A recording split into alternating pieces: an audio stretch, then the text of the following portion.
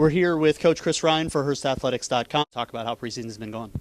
It's been a little bit of a grind here with the weather and some of the competition that we've been playing. The kids have been doing a good job, but it's been tough. So I think we're looking forward to getting into the regular season and getting that schedule underway. A great regular season last year. Playoffs didn't go how you wanted them to. Talk about the differences between last year's group and then this year's team so far. Well, this year's group I think is pretty concentrated at this point. They've been doing a good job in the weight room and with all the facets of being a student athlete. But it's a different team, different personnel. We do have a large group of returners back, but in some pretty critical places on the field. We're also pretty young. And now we're here with senior attack man Brian Sheets. Same mindset. We're trying to win a national championship, but this year we're trying to focus on the little things that's going to help us down the road, and those little things will hopefully build up to make it to Philly this year.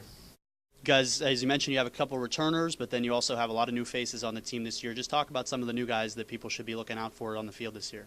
Yeah, we're getting some good play from the young kids. I mean, it was a big talented class that came in, and they're adding some good depth to the roster right now. But we're getting some good play right now out of two midfielders, Matt Condon and Connor Enright, are seeing some early time for us on the field.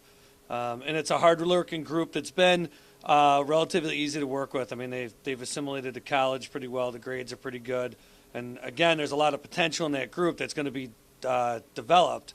But hopefully a couple of them will be chipping in as the year goes along. This year we got a lot of guys. We got a lot of guys who can play, and our depth, I think, at the midfield and the attack position is going to be huge for us because if one guy's not having a good day, another guy can step in. And I think we're pretty deep on the offensive side, so I think that'll help us. Conference this year, a lot of new teams on the schedule and everything like that. So just talk about some of the teams that you expect to kind of jump up from the middle of the pack. Yeah, switching from the ECC over to the new ECAC2, a lot of changes.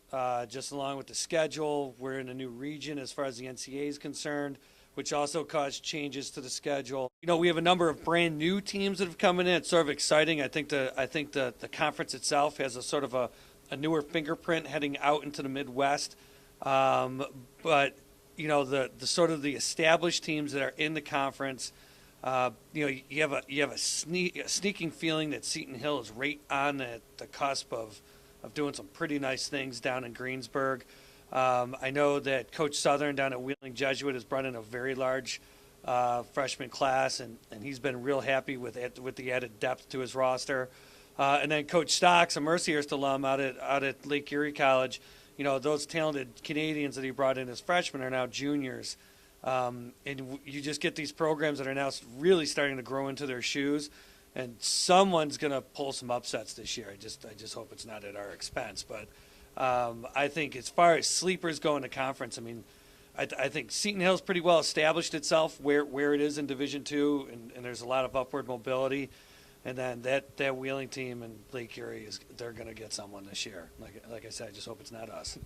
You have a big senior class this year, a group that won the national title 2 years ago, went undefeated in the regular season last year. Just talk about some of the leadership qualities or the play that they bring on the field for you. Yeah, it's quite a group of young men across the board, and I'm not even going to really tell you the truth, mention anyone by name because I think they need to be talked about as a whole. And they were a huge reason why we've experienced so much success over the last couple of years. And I put a lot of pressure on them. I mean, they know what has gone on in this locker room, on the field, the traditions of the program, the history of the program, because they've played a major part in it.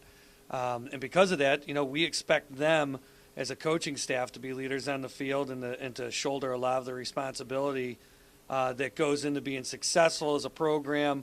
And because of that, I have put an extensive amount of responsibility on them, and they've responded well with it. They know what's out there. They know what's at the end of the tunnel if we put a lot of hard work in.